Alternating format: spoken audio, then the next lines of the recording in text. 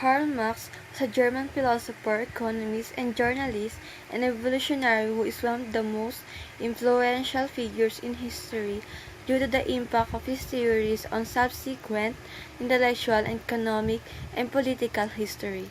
His famous works include the Communist Manifesto, one of the world's most influential political manuscripts, and the Das Kapitals, the foundational theoretical text of communist philosophy, economics, and politics. Among the most influential theories of Marx are the theory of historical materialism, based on class struggle, and the theory of alienation of workers under capitalist conditions. Marx is considered the father of modern sociology, and his works in economics laid the foundation for understanding labor and its relation to capital. Marxist philosophy or Marxist theory are works in philosophy that are strongly influenced by Karl Marx, materialist approach to theory, or works written by Marxists. Marxist philosophy may be broadly divided into Western Marxism, which drew out of various sources, and officially philosophy in the Soviet Union, which enforced a rigid reading of Marx called dialectical materialism. In particular, during the 1930s, Marxist philosophy is not a strictly defined subfield of philosophy. Because of the diverse influence of Marxist theory has extended into fields as varied as aesthetics, ethics, ontology, epistemology, theoretical psychology, and philosophy of science, as well as its obvious influence on political philosophy and the philosophy of history.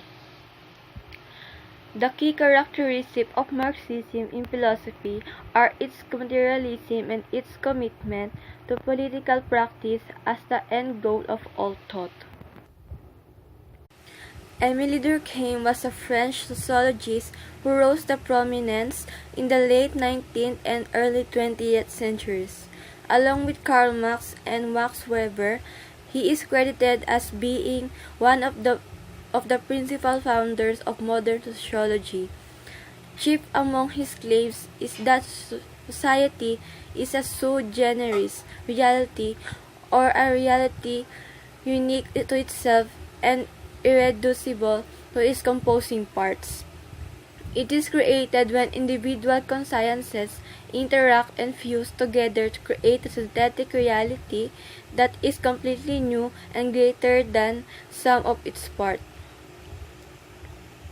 This reality can only be understood in sociological terms and cannot be reduced to biological or psychological explanations.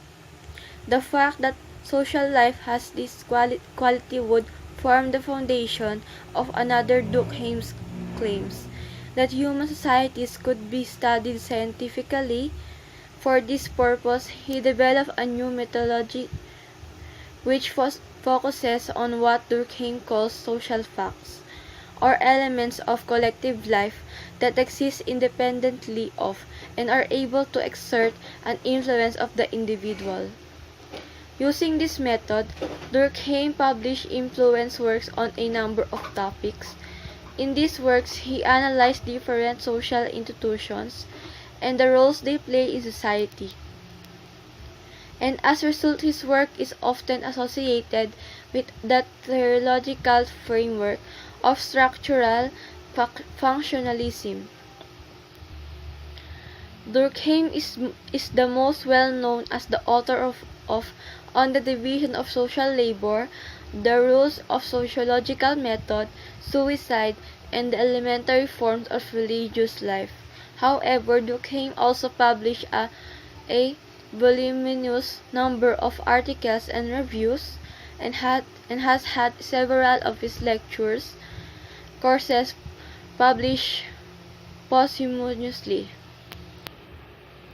The works of Durkheim are The Division of Labor in Society, The Elementary Forms of the Religious Life, The Rules of Sociological Method, and Suicide book.